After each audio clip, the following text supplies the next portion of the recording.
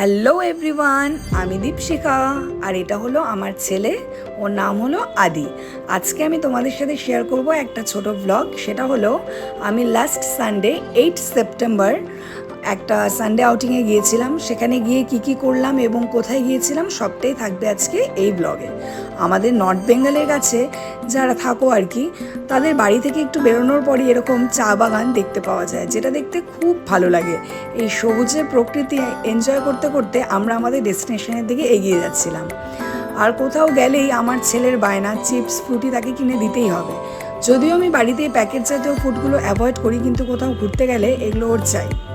তো দেখো আমরা আস্তে আস্তে আমাদের ডেস্টিনেশনের দিকে এগিয়ে যাচ্ছি। ওয়েদারটা যথেষ্ট গরম ছিল সেদিন। কোচবিহারে টেম্পারেচার অনেক বেশি ছিল, খুব গরম লাগছিল, কিন্তু যেহেতু গাড়িতে এসে চলছিল তাই অতটা বোঝা যাচ্ছিল না। তো এই করতে করতে আমরা এগোচ্ছি। আর আমি, আমার ছেলে আর আমার হাজব্যান্ড, আমরা তিনজনই গিয়েছিলাম। আর দেখো এখন আমরা চিলাপাতার রাস্তাতে যাচ্ছি। চিলাপাতাতে আমি ছোটোবেলা থেকে বহুবার এসেছি, কিন্তু তবুও না চিলাপাতাটা আমার খুব ভালো লাগে। কোচবিহারবাসীদের কাছে হয়তো চিলাপাতাটা খুবই ভালোবাসারই একটা জায়গা। কোচবিহার থেকে কাছাকাছি একদম চিলাপাতা, তো চিলাপাতাতে আসলে খুব ভালো লাগে। চারিদিকে এরকম সবুজ, এই ফরেস্টের রাস্তাটা সত্যি খুব ভালো লাগে। চিলাপাতা ক্রস করে আমরা এখন চলে আসলাম জয়গাঁওর দিকে। দেখো এখন ওয়েদারটা আস্তে আস্তে একটু চেঞ্জ হচ্ছে। চিলাপাতাতেও যথেষ্ট গরম ছিল, কোচবিহারে তো খুবই গরম, আমি আগেই বলেছি। এখানে আস্তে আস্তে দেখছি ওয়েদারটা একটু চেঞ্জ হচ্ছে, মেঘলা আকাশ চলে এসছে, খুব গরম থেকে ক্লাউডি হয়ে যাচ্ছে ওয়েদারটা। ভালো লাগছিল যে এত গরম থেকে স্বস্তি পাচ্ছিলাম, আরাম পাচ্ছিলাম। এই যে ঝিরিঝিরি বৃষ্টি শুরু হয়ে গেল। এবার ভাবছি বৃষ্টিতে তো খুবই মজা লাগছিল, কিন্তু ভাবছি আমরা যেখানে যাচ্ছি সেখানে তো সুইমিং পুল আছে, সেখানে সুইমিং পুলে নামতে পারবো কি না, ছোটো ছেলেকে নিয়ে যাচ্ছি, সে নামতে পারবে কি না, এরকম নানা রকম কোয়েশ্চেন্স মনের মধ্যে চলছিল। তো এই করতে করতে আমরা আমাদের ডেস্টিনেশনে প্রায় চলে এসেছি। দেখো চারিদিকে এরকম সুন্দর পাহাড় দেখা যাচ্ছে এবং বৃষ্টিটাও এখন থেমে গেছে। আমরা যেখানে যাচ্ছি সেটা হচ্ছে ঠিক তোরসা রিভার সাইড ক্যাফের যাওয়ার আগে ডান দিকের রাস্তা। নাম হচ্ছে অ্যামিডিয়েস্ট সেরেনি। সেরেনি নামের মানে হচ্ছে পিসফুল। আমরা যে জায়গাটাতে গিয়েছিলাম সেই জায়গাটা সত্যি খুব পিসফুল ছিল, অত ক্রাউড ছিল না, ফাঁকা ছিল, তো ভালোই লাগছিল। দেখো তো আমাদের আজকে ডেস্টিনেশনে আমরা এখন ঢুকছি। এই যে অ্যামিডিয়েস্ট রিসোর্টটা দেখতে ঠিক এরকম লাগে, ঢুকেই এরকম আই লাভ জায়গাও লেখা থাকবে। আর প্রপার্টিটা দেখতে হচ্ছে ঠিক এরকম, তোমরা দেখো ভালো লাগবে, অত ক্রাউড নেই।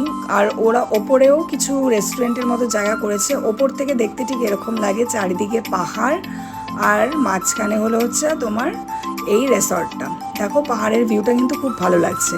ওয়েদারটা যথেষ্ট সুন্দর ছিল, না পড়ছিল বৃষ্টি আবার না ছিল গরম, খুব ভালো লাগছিল।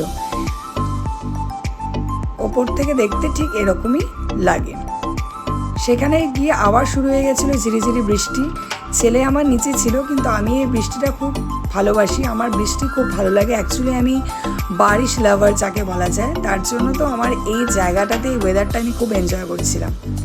আর পাহাড় থেকে দেখো দূরে সেই পাহাড়টা দেখতে কি সুন্দর লাগছে, একদম মেঘে ঢাকা, খুবই সুন্দর লাগছিল, ঝিরিঝিরি বৃষ্টি পড়ছিল। তারপর আমরা দুপুরের দিকে যেহেতু ওখানে এসেছিলাম, খুব খিদে পেয়ে গেছিলো। এই দেখো এই রিসোর্টের রেস্টুরেন্ট এরিয়াটা হচ্ছে ঠিক দেখতে এরকম। ঢুকে ভাবছিলাম কিছু স্ন্যাক্স অর্ডার দেওয়া যাক। অ্যাকচুয়ালি সেটা লাঞ্চ টাইমে হয়ে গেছিলো, কিন্তু ফার্স্টে ভাবছি কিছু স্ন্যাক্স অর্ডার দেওয়া যাক।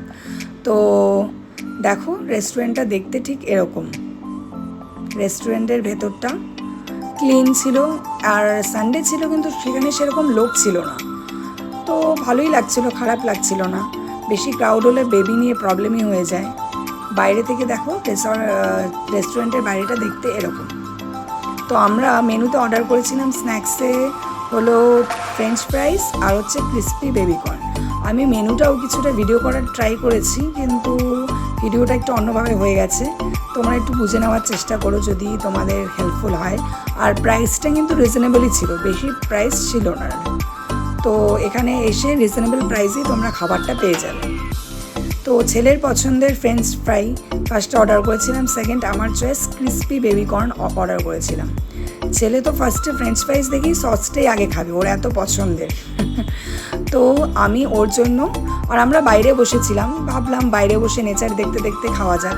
আমি ওর জন্য বাড়ি থেকে ভাত করে নিয়ে গেছিলাম, আর নিয়ে গেছিলাম হলো মাছের ঝোল। ও এখন অনেকটাই ছোট, ওর মাত্র 3 ইয়ার্স এজ, 3 বছর বয়স। তো ও এখনও বাড়ির খাওয়াই খায়, হোটেলের খাওয়া এখনও খেতে পারে না। ফ্রেঞ্চ ফ্রাই দেখতে দেখতে ভাতটা জলদি জলদি খেয়ে নিচ্ছিল, তো ভালোই লাগছিল। বাড়িতে খেতে চায় না এতটা ভালো, আর ওয়েদারটাও ভালো ছিল। দেখো বাইরেটা এনজয় করতে করতে ভিউটা আমি আমার ছেলেকে খাওয়াচ্ছিলাম। তারপর আমি অর্ডার করে দিয়েছিলাম ভেজ ফ্রাইড রাইস, আর হলো হচ্ছে চিলি ফিশ। অ্যাকচুয়ালি আমি মাটন আর চিকেন খাই না, তো আমি ফিশটাই প্রেফার করি বাইরে গেলে। ওরা 1 প্লেট ফ্রাইড রাইসে অনেকটা ফ্রাইড রাইস দিয়েছিল, যেটা আমি একা খেতেই পারছিলাম না। তো 1 প্লেট অর্ডার করলে তোমরা অনায়াসেই 2 জন খেতে পারবে, আর খাবারটা যথেষ্ট টেস্টি ছিল। আফটার লাঞ্চের পর আমরা চলে গেলাম সুইমিংয়ে।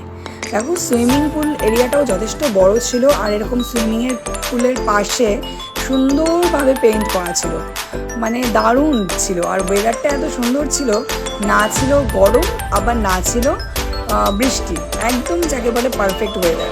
সেই ওয়েদারই আমরা সুইমিং পুলে নেমেছি, খুব ভালো লাগছিল।